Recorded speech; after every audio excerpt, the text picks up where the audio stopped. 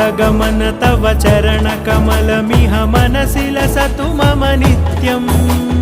गरुडगमन तव चरणकमलमिह मनसि लसतु मम नित्यम् मनसि लसतु मम नित्यम् मम तापमपाकुरु देव मम पापमपाकुरु देव मम तापमपाकुरु देव मम पापमपाकुरु देव